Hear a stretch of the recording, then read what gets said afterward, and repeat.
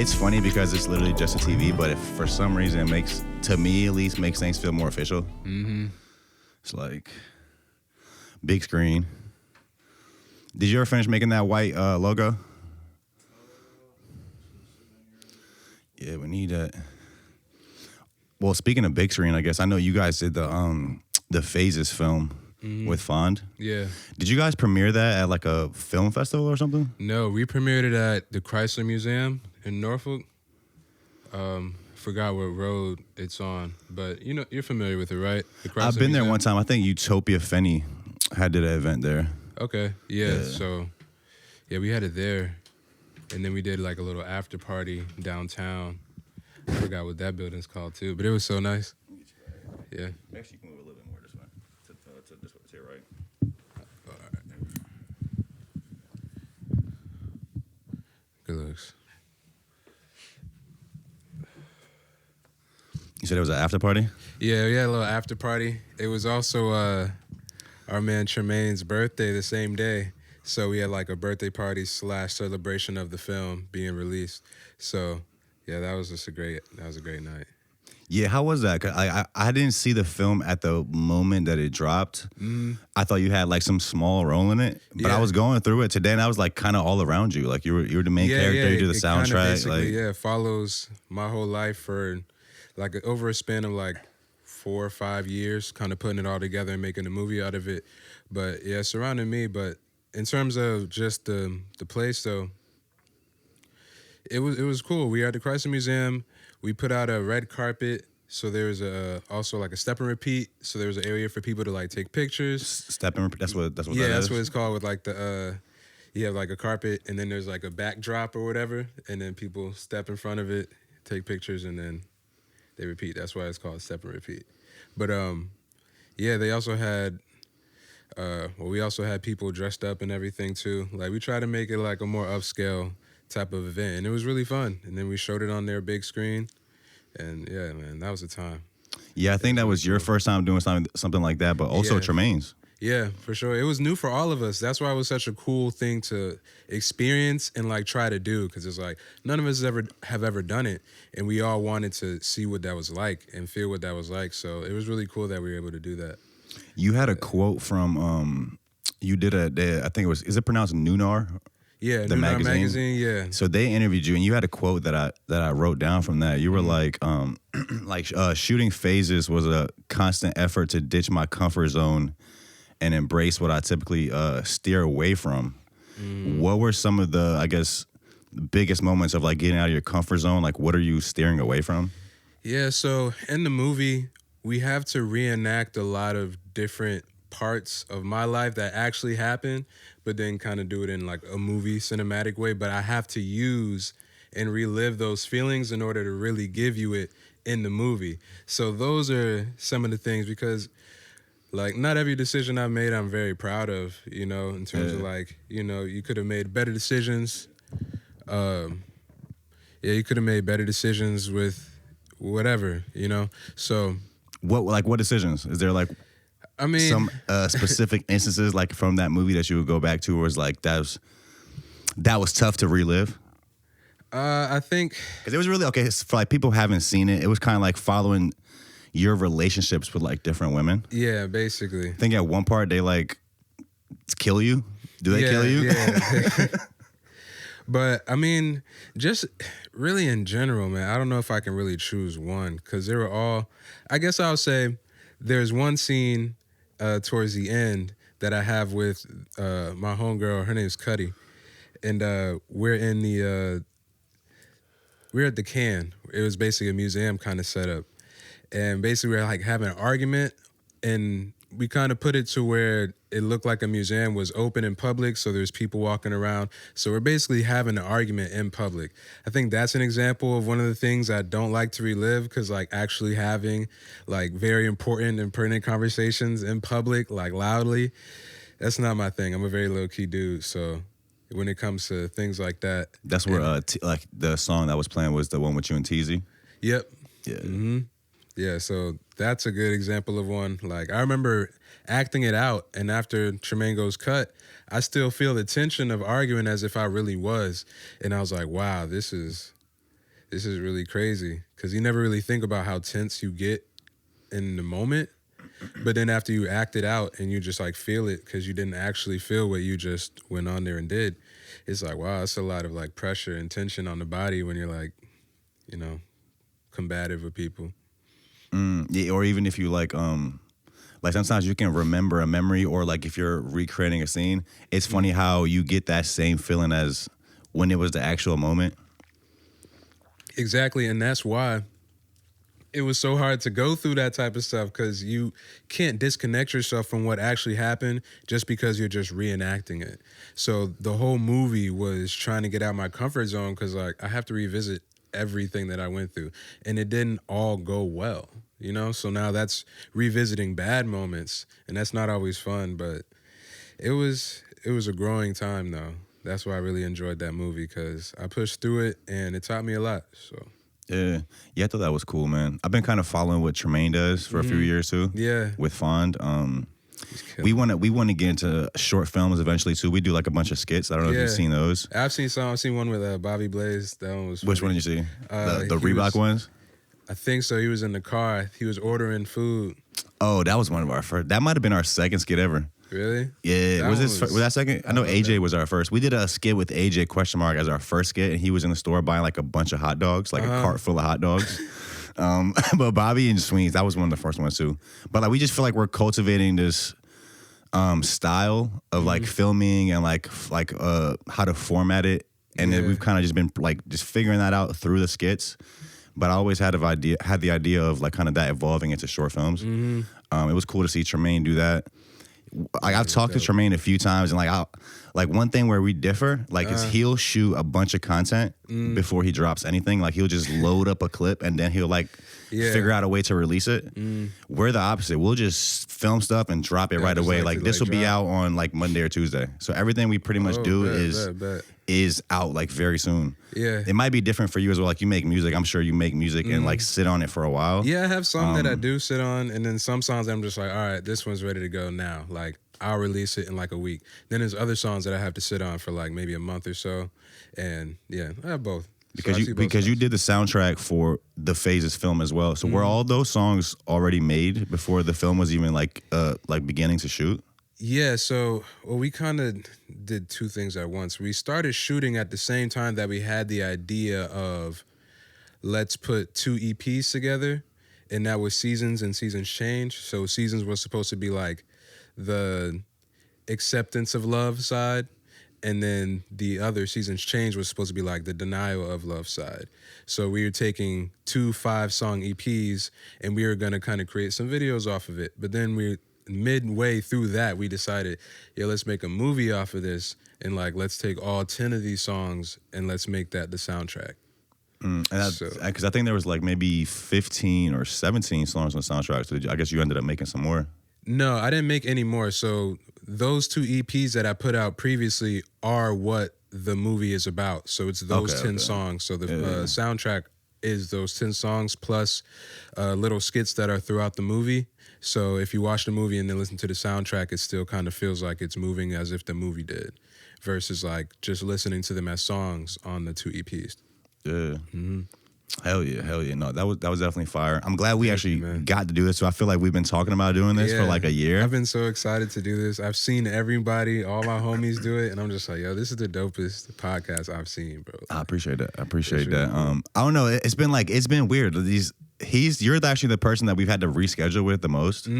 I think you may have had to reschedule for something once. I had to reschedule a couple times for sure. Yeah. The last time we rescheduled was on the what was that concert called? Yeah, it was a concert recently. Clips came, didn't they? The Clips were supposed to come, so I was like, bro, we might got to go to that. So like we rescheduled for that. And it's funny because the Clips didn't even perform that night. Dang. Like Pusha T, what's his name? Family brought out Push for like 30 seconds. He just did a verse on like one of the songs. Okay. And then like left. And then he left. I was like, damn, I should have did the pod.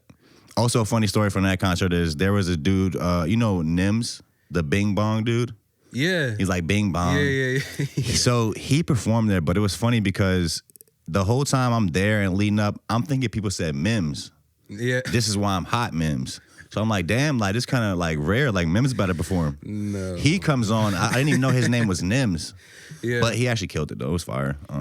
But It's yeah. tough. Shout out to Mims though. I haven't heard about Mims in forever. That's all I was like, bro, Mims out here Mims came out performing. and yeah, this is why I'm high. I'd probably be excited for that too. So you're from Norfolk. Are you born and raised there? Well, I'm just living in Norfolk. I'm from Hampton, Virginia, but I lived there until I was like 11. Moved up to outside of Richmond. It's called Chesterfield. Lived out there until I was like 19. And then I went to ODU for college, and then I stayed in Norfolk pretty much since then. Yeah. So yeah, originally from Hampton, and then pretty much set up shop in Norfolk. How did you get into making music? So, I mean, it's a lot of different elements. The earliest, obviously, is my grandfather. He used to play guitar. He's a part of a band. He played jazz guitar up in Rhode Island, and he was always moving around. Every time I went up to Rhode Island to visit him, he's playing guitar, trying to show me how to play it. My mom, she played piano at the house. She gave me piano lessons. So I had family of like musicians on one side, and then the other side, they were just really into music. Are you like classically trained on piano? Nah. I think that's what my mom expected to happen with putting me in lessons, but I stopped doing lessons at like 9 or 10. I just wanted to do like my own thing, and they were kind of teaching me like fundamentally how to play piano, and I just didn't want to do that. But not classically trained. But yeah, just a lot of musical influences growing up. And then my first song I started making was like 2017. Before that, I was working on beats. I was like a producer because there was a point where everybody wanted to rap, and I was like, okay, I can't rap, but I can make some beats. So I became the producer, and then as I kept making beats, I made beats that I liked, and I was like, let me see what I can do on here. So by 2017 is when I made like my first song. And then from there, I just kept going. And then 2020 is where I took it like serious. But yeah, I mean, musical influence since I was a kid, it just kind of came to me, honestly. Like, it was just 2017 to now, though, that's even a long time. That's 7 years going crazy. I mean, 2017, I was in college. That feels like forever ago. I don't know why, but it does. For me, sometimes I'll be feeling like just like a year ago feels like forever ago. I mean, these years are going by fast, man. This year went by fast. 2023 went by super fast, but also slow at the same time. Bro, also, I feel like it's, I forgot where I seen this shit. It was like, you know how you get older and it feels like time goes by faster? Mm-hmm. It's because it actually is. Like, it's something with the bigger you are in size, time actually moves faster for you. So there was this video I seen. It was like talking about insects and like smaller and smaller creatures and how they experience time different. Mm-hmm. So the smaller you are in mass, time actually does feel slower to you. So that's actually like a scientific thing that like as you get older, time does move faster. Have you ever asked someone shorter than you? Have they felt like time has moved slow or fast? I don't know. Or even if you like the faster you move. Like, you ever seen, was it Interstellar, when he's like going off to that? That's the show on my list of movies I You haven't seen it? No, I haven't seen it. Like, in it, he goes to this planet that's, I forgot how it works. So basically, if you move at like the speed of light, if the faster you move, also the slower time passes for you. So he went to some planet where it was like moving really fast, and he came back and like, I think it was like 7 hours passed for him, but he came back and like 50 years passed on Earth or something like that.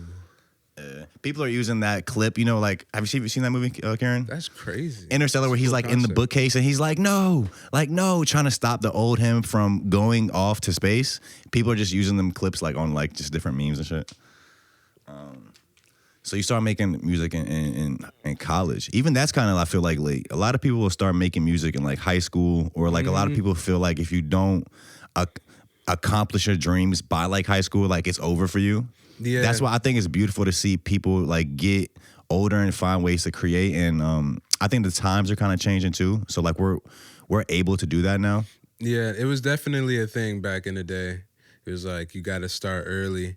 But when I was like 17, 18, I didn't even feel ready for any of it. So it was only going to come with time at that point. I just knew I was interested in it, but I didn't have the confidence to do it publicly until like 2017. So yeah, it took me like 3 years to really be like, all right, let me really try this. So, man, it's a journey. Yeah. I think your newest release is I Still Love You. Mm-hmm.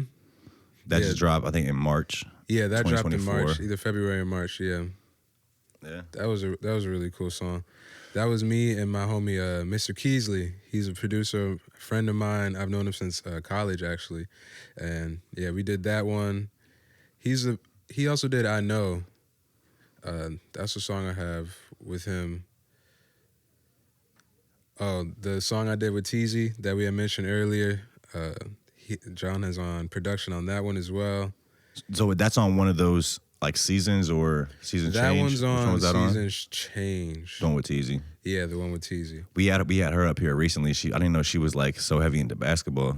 Yeah, We talking about like the WNBA a lot. We talking about the Buns and Basketball League. I don't know if you're hip to that. Them women doing a great job over there. That's really cool. That's really cool. Have you seen that?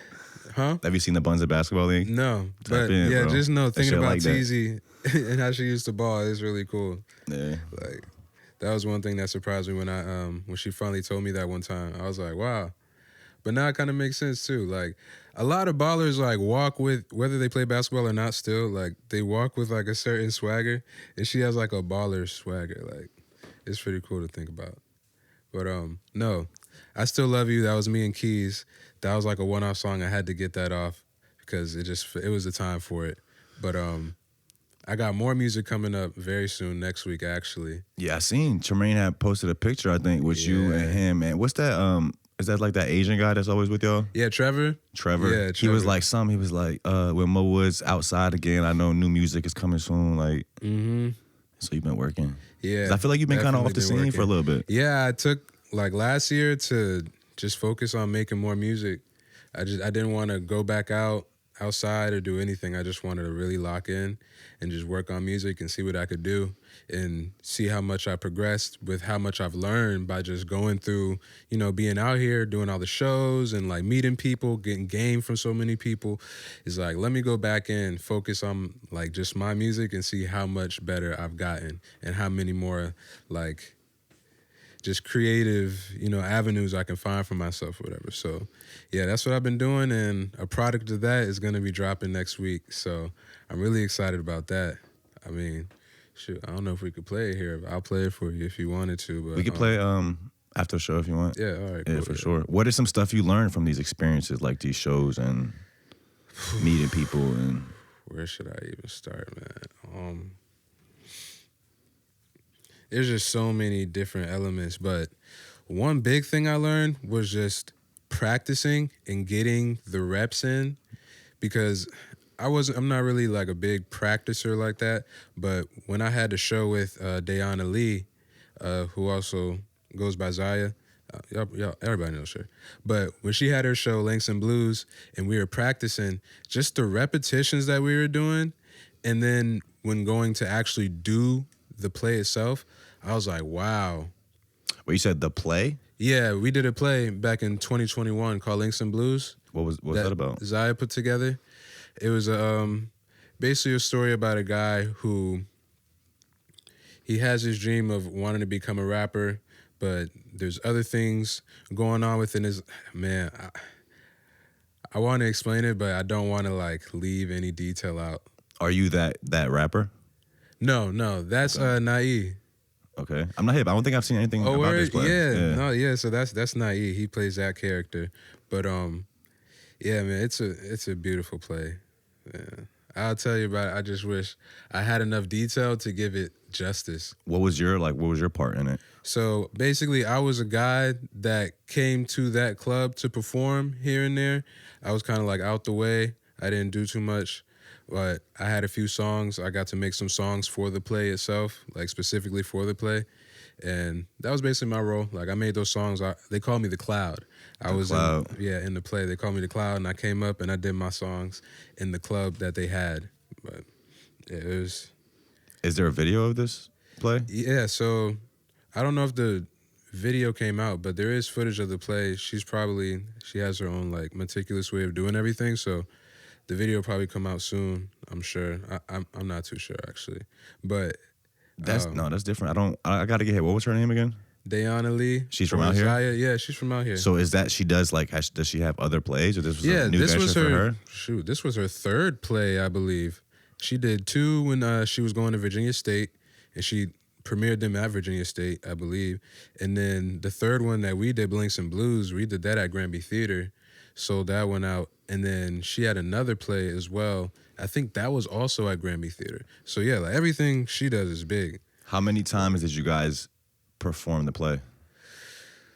Because I was watching an interview with, I forgot what the play was called, but it was a guy. It was some popular play, like some like famous play. Yeah. And they did it like 100 times. It was like a tour. And he was kind of talking about his experience of doing the play, like performing it so many times, and how each time was kind of different. And it got like incrementally better and better, and you fall more into character. Is that kind of, you had a similar experience? Yeah, literally every practice was the play. So of course, when you first get there, we got to slowly go through it. But once we got through the entire script, it was nothing but the entire script the whole time. So I couldn't even tell you how many times we ran the script through. But I mean, I could say like hundreds of times, honestly. Like every time we went was going through script, was learning all of our parts and stuff. There were times that if someone wasn't there, someone had to fill in and play the part just so we could get through the script, because that was the practice, was practicing the script like over and over. And, you know, just watching that is like, wow, repetitions really help you with what you're doing, with the outcome of what you're doing. So, yeah, that was... Yeah, for me, I find like I've played sports in the past. I used to skateboard. I used to do things. Well, I guess you could really, for me, my experience is like in skateboarding. Just what practice does for you. So I know in skateboarding, it's like you kind of build a muscle memory, right? Yeah. But I feel like it's a little bit different with creativity. It's like for creativity, you still want to, I guess, I wouldn't even call it practice. Like, I would just be like, doing it is the practice. Yeah. But it's like, you're not really learning muscle memory of how to do a specific thing. It's kind of just you're practicing how to like tap into that zone. Tap into that zone like within you that allows you to create and just like be in the moment. It's not the same with skateboarding? I guess in a way, but it's really more like technical, I guess. It's like, I'm going to do this exactly like this. But in creativity, there is no exactly like this. It's all, it's kind of the uncertainty of it. So the creativity for skateboarding is like in the different moves, but it has to be exact. So it's more exact, more technical. Yeah.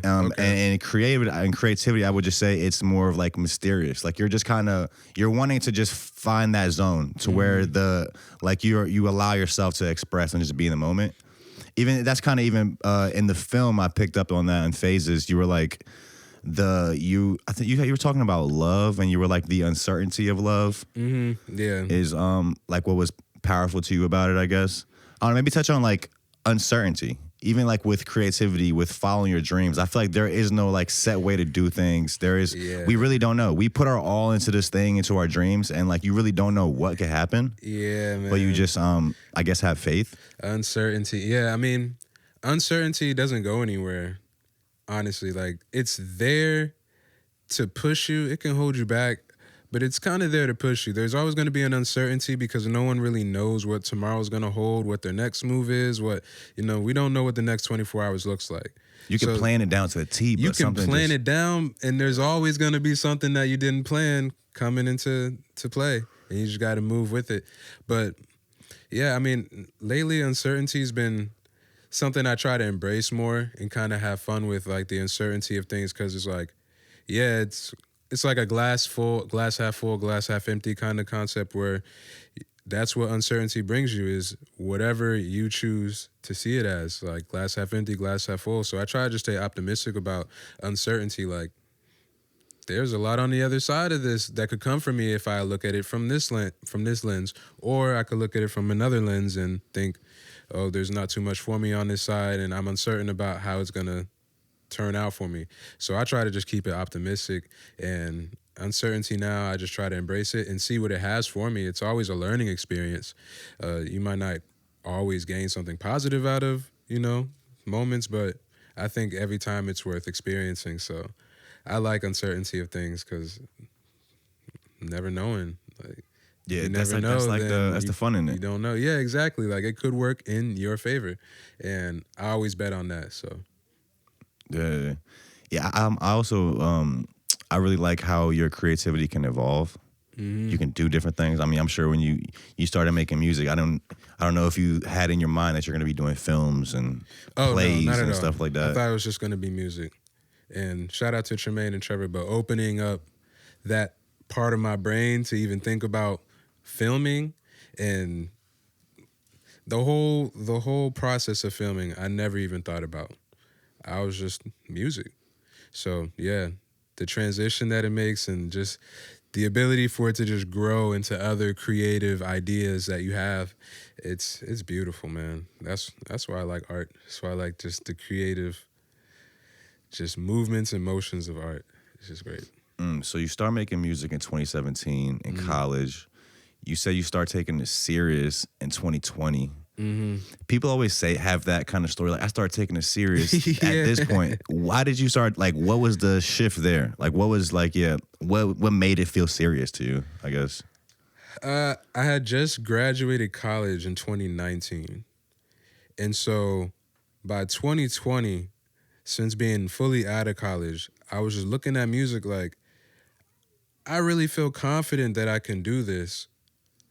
But in order to really be confident and do it is to show that you're confident and do it, which is by the actions, which means you can't just drop a song anymore, because that's all I was doing. I was making a song and I would drop it. I might post it once on my Instagram and then just disappear. And it's like, if I really want it, then that's the post it. You got to market it. You got to stay on social media, interact with the people. You got to keep working and invest in yourself and get better equipment over time. And there's a lot that goes into really taking it serious. So I was just basically having a conversation with myself of, if I'm going to take it serious, then you have to take it serious. And if you really want to know how it goes and you want to try one good time, now is the perfect time to do it because you want to do it. So, yeah. And I think at that time it was like the pandemic. Yeah, the so pandemic. It's like you probably don't have so shit else to do. everything stopped. It was just me and myself and my thoughts. And at that point, I was like, all right, I got to just do it. Like, I have to try this one time because, I don't know, I just don't want to say that I tried it and then I stopped. Like, I want to go as far as I can with it and see where it takes me. I think in this industry, too, you have to be comfortable with failure. Yeah. And, I mean, I guess that's also a perspective. You don't have to look at it as failure. But to me, everything we drop that doesn't go viral, that doesn't be the biggest thing in the world, it is, in a way, a failure. And I'm comfortable saying that. Like, people kind of have this negative outlook on failure. I always say you have to, fail as much as possible. Because you want to learn as much as possible. So the only way to do that is to fail often. And, fail a lot. And love it. Because it's like... Yeah, there's a lot of things that we kind of deem as failures. If we say we want X amount of this and only get right below that, it's like a failure because we didn't hit the mark or whatever. But for me, how I look at it is, if it's something I want to do, I'm just going to do it anyways. And if I love doing it, then whether or not I failed or succeeded, that's kind of like the secondary part of everything. The primary part is I wanted to do something and I wanted to make it public. So I did it and I made it public. The analytics or, everything that we look at after that that's not really a fail or a success. I mean, it can be a fail or a success, right? But when it's primarily just you wanting to put something out, do your own thing, exactly, and express yourself, then if it's one person, it's a success. I mean, to a person who's hoping for 100, one is a failure. You feel me? And that's where failure comes in. But honestly, it's just about doing it and doing what you love. And once you do what you love, I mean, everything just comes with it, You just got to be genuine about it. Yeah. So we touched on the film. I feel like Tremaine is kind of a big part of what you have going on. Like, I think he does all your videos now, like your music videos. How did you guys meet? Randomly over Instagram, actually. We had mutual friends, and he had followed me, but his Instagram at the time didn't have pictures, and his Avi was black. So I was a little, obviously, weary about that because I was like, I don't know who I'm talking to. But he was DMing me. He was like, he likes my music. He's like, he wants to work and shoot some stuff. He's in the 752. And I was like, okay, so he's local, how I am. So I know he's a real person. I still just haven't met him, but we Bro do thought have he a was a mutual bot. friend who I do trust. It might have been a So it's Russian bot. Yeah, who knows? Everyone who is an artist have had those bot situations. They're like, yo, where I they're love your like, music. Then I like love 2 your messages music. later, like just yo, I send want to put your music on the $99.99. radio. Oh, word, thanks. Yeah, man. So I'm gonna put your music on the radio. Bet. Yeah, you got $100. Like, oh, okay, here we go. Not to cut the story off, I just seen the interview the other day with some like old, like some like legendary rapper, like old school rapper, and he was like, yo, the radio game used to be fucked up. He was like, yo, he's like, I paid somebody $30,000 before, and they played my song on the radio at like 3 a.m, like nobody heard it. Wow. I was like, yo. Yeah, that's basically what they're doing now, but they're not playing your music at all. They're just taking your money and your account. And So then hacking you. Tremaine and you were DMing. We DM'd, and eventually I just was like, all right, I'm gonna link up with you. Let's link up at I think our first meetup was over at Waterside District, actually. In Norfolk. If I'm not mistaken. Yeah. That was the first time we linked up, and that was dope. And then ever since then, we just hit it off, and we're like, all right, let's keep working. It was really easy to work with him too. Like, we're both just creative, and we want to just do the best that we can. So whoever has the better idea or an idea that helps the final thing, we all just go back and forth. No one's telling each other, I don't like that, or that's not right, or everyone's just building off of each other. So yeah, that relationship that I built with him just off of like the first 2-3 times linking with him is what you see today. It's just like family, because it's just so easy to work with them, and bro, there's just nothing like it. It's really family. I can resonate with that, bro. Like a lot of the friends I have today is like we kind of built a friendship off creativity. Mm-hmm. Like me and Karen just met like 2 years ago. But like we be hanging out and creating like we know each other for like 10 years. Mm-hmm. And Yeah, that's how it I understand too like the idea, like the part of like coming up with the ideas. Maybe some people don't get that because I've brainstormed with people before that don't understand or like that have an ego around their ideas. Yeah. And like a lot of times we'll create and like we'll be coming up with stuff and we'll just throw a bunch of ideas out and we'll just say something like, oh, that's not it. Like you become comfortable with like saying an idea that's not it, and then eventually like one like hits. Yeah, and it's also feels like the more you work with someone, and especially when, you know, like y'all say, y'all worked for two years and it felt like 10. When y'all are clicking like that, the vision is almost so alike that if he says, nah, that ain't it, you saw it and was like, that isn't it either, you know? So Yeah. that's the cool part about it. And also like a lot of times ideas will lead to other ideas. Mm-hmm. Like he might say something and then like I'm like, I don't know. Then I might say something like play off of his idea. Mm-hmm. Then we'll go back and forth and then we'll like get like so far away from that original idea, but it kind of stemmed from that in a way. You know what I mean? So yeah, you like never know. It's kind of even back to that like uncertainty. Mm-hmm. Yeah, and that's what I'm saying. If you face uncertainty face on, man, you're gonna come up with some really cool stuff that you wouldn't have had if you didn't face it. And all you have to do is see that one time, and then it's like, all right, now I'm always doing it, just because I know what's on the other side of it. So I have to face it every time because I know there's positive outcomes on that side. So, yeah, bro, uncertainty, everything. Yeah, it's kind of basically the start of the story of me and Tremaine. So, What was the first thing you guys created? we worked on basically acapellas. So he told that's me when he was doing that series. What was it called? Forgot what that. I actually did one of those that never came out. Floating. Yeah. We did one actually at Waterside, like back in the by the water. Yeah, it was around the same time as Floating. But yeah, I was doing acapellas, just singing acapellas. That was our first 3-4 videos actually, and we just worked for like a few hours. A couple of those we did in like one day. But yeah, those were my first ones with him. I noticed you do like kind of visualizers for a lot of your songs, where it'll be kind of like a loop, and it'll like play through the song. There was one, I think it was actually a scene from the movie when you're like tied up, and then like you're looking at the girl, and then they're like chasing you with the knives. But it reminded me of that Tom Cruise movie when he's have you seen that movie where he's like dies and comes back to life? I think it's The Edge of Tomorrow. No. He has to like kill this alien, but like the alien's blood gets on him. Yeah. And it's something with the alien's blood that if you die, it resets the day. So Whoa. that's kind of what reminded me of that movie, or in that visualizer, like your girls killed you, and then like you like snap back into the beginning of that day. Okay, I see what you're saying. Yeah. That's dope. But yeah, visualizers, honestly, I just feel like everything that I put out, if it can, needs a visualizer to come with it. I just feel like they go hand in hand. So yeah, I'm always trying to put a visualizer. It's almost like when they say put a face to a name. That's basically what I try to do with my music, is put a visual to the words and just to put it together. It just feels like it's easier to digest. Do you feel like music videos are still important in 2024? I do. I think music videos are extremely important still, because it lets people into basically that part of your life. Whatever the music video is showing is like, oh, that's their lifestyle, or that's how they like to move.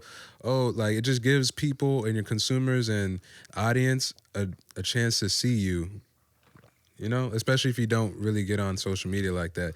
But even if you do, just seeing you in different modes, I think are important.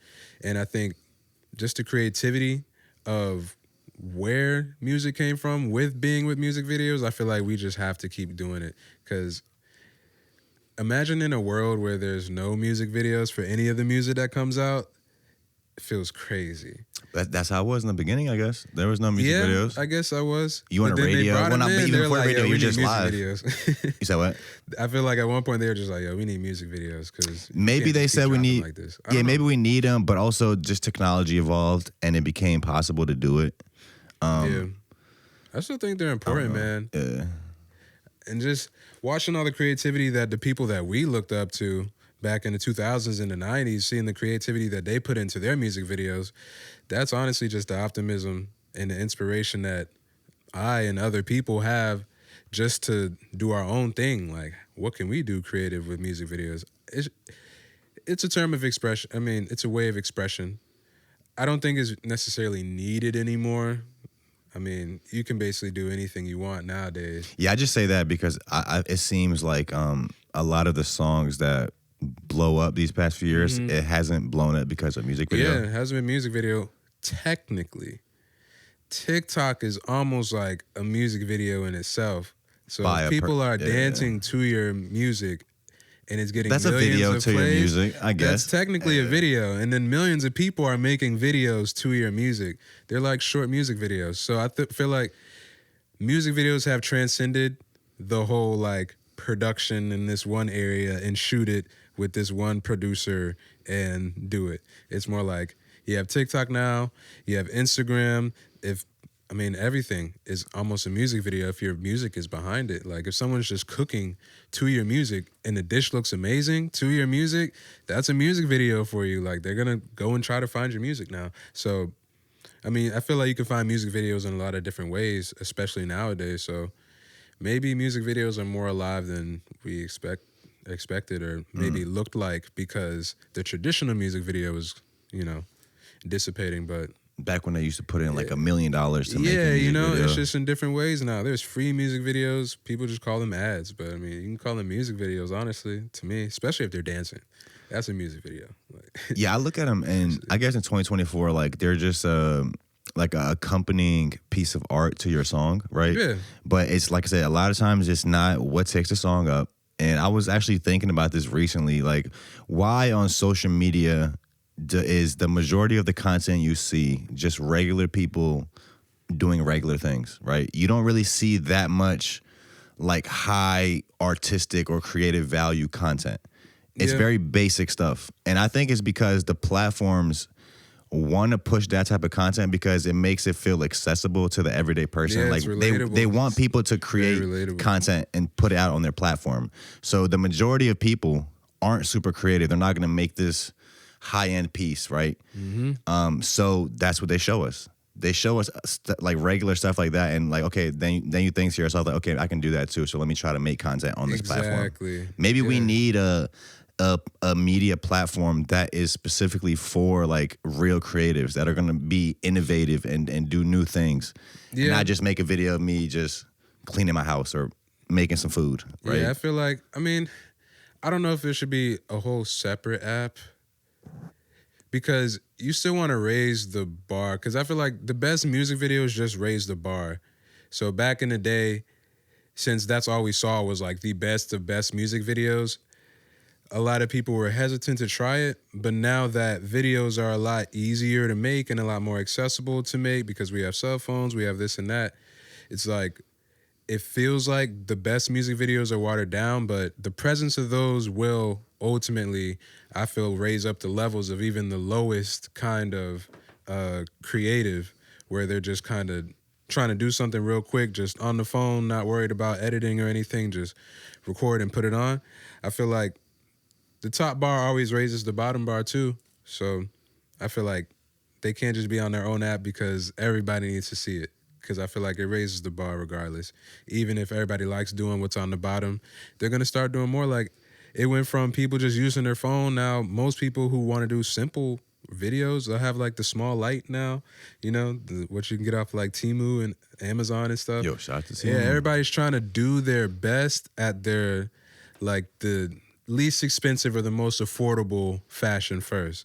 But people are taking it seriously. And I feel like that's due in part because the best videos have been the best videos. So at the least, my lighting has to be so good that it's a consistent one. So let me get this light first, if anything, before I just start recording with my phone. So the bar is being raised with the presence of better music videos. So I get that. I think it's also like I think it's about the story. Like the story you're telling, the way you're presenting it, you know, that's like the artistic element, how you're presenting it. But I'm not really super sold on having high quality stuff. I'm not sold that high quality equipment or lighting or stuff like that like really makes a better product. Yeah, it doesn't, depending on what you're doing. Sometimes the raw feel is like that's what you're going for. Especially like in as we move forward, like technology gets better. So now with like we have AI coming where like you'll be able to just write a script and you'll be able to just write a script for a movie and click one button and it'll create a whole movie for you. That's dope. Based off you just writing it. Actually. So like as time goes on, technology makes it more makes it easier and more accessible for people to create. So I think once we have that way to create something in the click of a button, it's going to go back to the fundamentals, which is the story. Yep. Right? Eventually. That's a good point, too, about, like, the equipment and stuff. It's really not about high-def everything all the time. Like, this is the best part about now, too. I'll get to this point first, but, yeah, you can use the VHS cameras. Like, those are cool now. It's nostalgia mixed with the new. And I feel like, back to the other point I was trying to make was everything now is available. Like everything's a go now. Like back in the day, it was like if it doesn't look like this, nobody wants it. And now it's like it can look like anything and it'd be perfect. So like everything's on the table now. So you can really do whatever. It's not about the most pristine anything in any section or genre of anything. It's about the story at the end of the day. It's about the end, like what it's saying to you, what the work is saying to you. And it doesn't have to be pristine to say anything to you, you know? So yeah, man. What it's saying to you, I think one thing that took me a while to understand, like in creating, is my stuff isn't going to resonate with everybody. Yeah. Like you're never going to make something that everybody loves. So it's kind of like coming to grips with that. And then like once you come to grips with that, it's like, okay, no, I'm just making stuff for myself now. Yeah. And then there's going to be a select few people that it's going to resonate with and it'll find them hopefully. But I think that was important for me to learn, and I feel like that took me some years. Yeah, that's true. So you said you just dropped "I Still Love You." You have Rinse. What you're talking about is coming soon. Is that next week? Yeah, Rinse is. Is that the one where you did the visualizer where you're like mopping up the vinyls? The vinyls. Yeah. So that's Rinse. Rinse is the overall of what's coming out. But it's not the name of the next song coming out. What do you mean the overall? So we're basically trying to think of a way to say it without saying that because I don't want to give it away. But basically, the Rinse is the theme to what story I'm about to tell, basically. I'll say it like that. Elaborate. You know, we like exclusive shit up here. Yeah, I mean... I can't elaborate. I can't elaborate. No, that's... Yeah, man. No, you just have to stay What would- tuned. I don't know. I will definitely stay tuned. I can What say was that an exclusive. I gave you the exclusive. I'm dropping next week. No one else knew that. So by the time this is out, everybody will know. But what were you about to say? I was gonna say, what was the significance of mopping the vinyls? Like, what did that mean? So yeah, that's the whole concept. Rinse and getting rid of songs, basically. I have a whole bunch of songs that I made that I haven't let go of. And so the quote that I use with rinse is some things can't stay forever. Can't? So, cannot, yeah. Some things can't stay forever. So this is just about getting songs out and releasing the vault of the songs that I kept just for no apparent reason, really. Like, it's no real reason at all. I just kept the songs. So this is rinse. That's the purpose of sweeping the songs, was like getting rid of old songs, sweeping the vinyls. So, based off what you just said, I'm gonna just read some context clues. It's a project. It's not a single. It's a project by Mo Woods on the way. Coming next week. Bro said he can't elaborate any further than that. You could say that, but it would also be wrong as well. Tell me why it's wrong. Well, it's not completely wrong. But you're on to something. Yeah, you got a little something going on. It's close. You're close. You just have to watch it unfold. You guys filmed the Rinse visualizer at Tremaine's studio in City Center. Yep. I think I was in there when he was building that. Man. Like the one with like the curtains everywhere. Yeah, he's made... They call that the fort, I think, right? He's turned that thing into a beauty, man. A beauty. I'm in awe of that place. I really love that place. I love going in there. I love when they have shows going on in there. Different artists showcasing their things inside of there. Bro, it's dope, bro. Y'all got to go to City Center. That's where it's at for real. The Can has done a few things in there. Remember there was I think they actually did the Can Festival there last year. Can's out there. Fort's out there now. There's always stuff going on out there too. I've seen so many block parties in City Center. And they do a few things. I've been there, yeah. What they really need is a few more bars. Like if you really want to get it popping out there, yeah, it's more like kind of like restaurants right now. Yeah, it's restaurants. The movie theater's right there as well. The theater. And there's a lot of places to eat. Yeah, I think they need a few more little bars and maybe some cool marketing. Maybe bring some more live music there. Like cities, I mean, it's like the nicest area in Newport News, really. Yeah. I agree, because that's the spot. Because we don't really have any like places where it's like collection of bars that are just kind of live.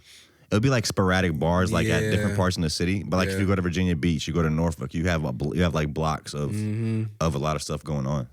Yeah, Newport News needs that. They can get it. I don't know what the plan is. There's a lot. It's also a weirdly set up area as well.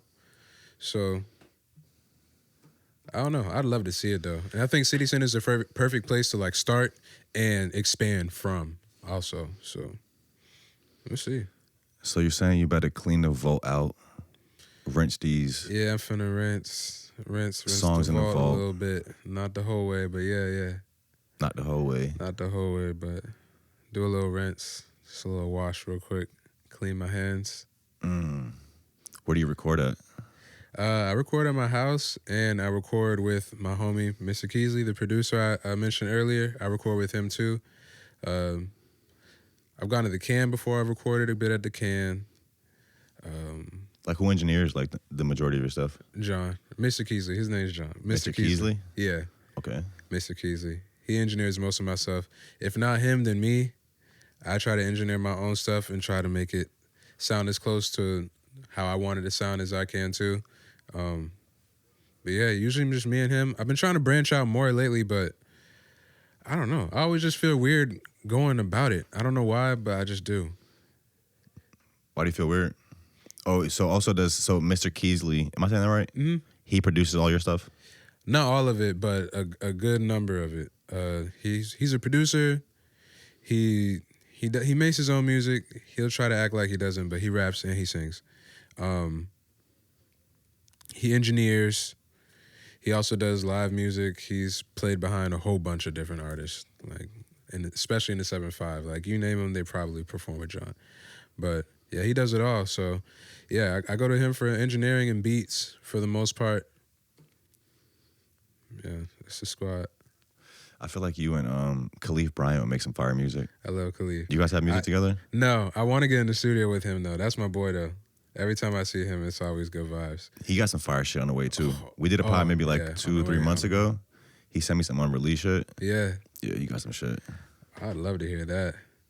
I like, because I hadn't heard his music before I heard him perform, and I was like, that's a good song when he was performing it. And it was really good when I heard it as well. He performs a lot with that band.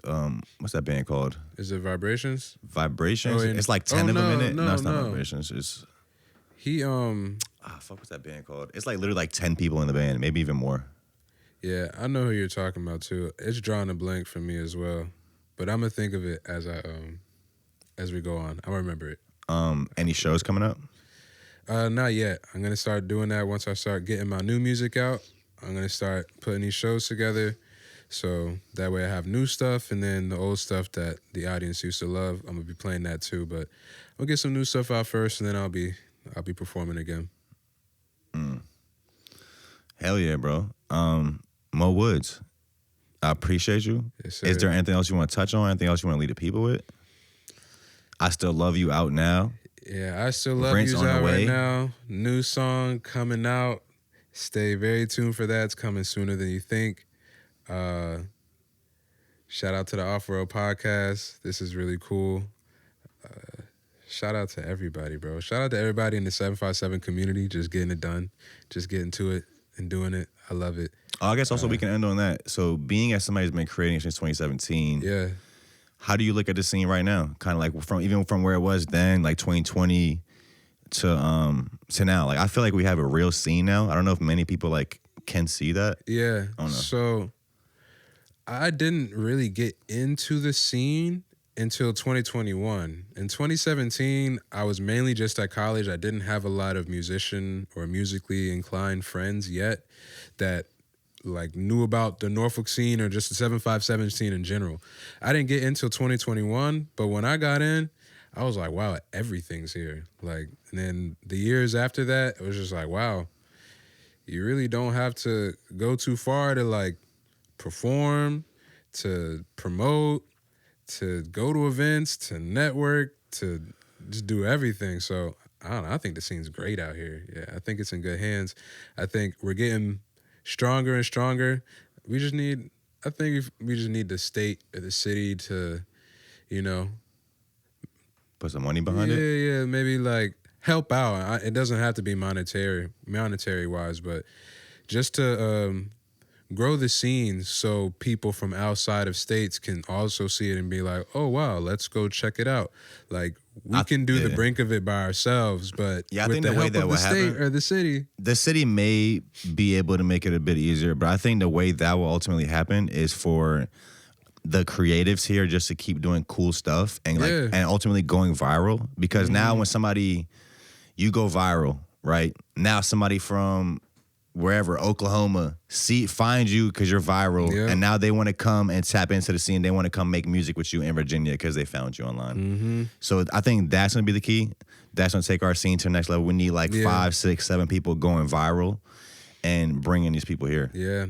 I mean, I feel like it's already happening, but what I will say we have that's great here to me is we have the circuit that can help you develop as an artist. So we have the open mics, we have literally producers, engineers. So we have where you can create the stuff and now you can go perfect it. Exactly. And then even if you want to leave the city, you spend some time here, you can perfect your craft, and now you could take it exactly. elsewhere. There's so many people here willing to help. There's a lot of people with the knowledge, bro. There's a lot of people here with the knowledge to help, and they're willing to help. So it's a perfect place, like you said, to get right, get them reps in. This is it. Get them reps in. Mo Woods. We'll put all his links in the description. Also, we'll put the link for the Phases film. Catch him starring in that.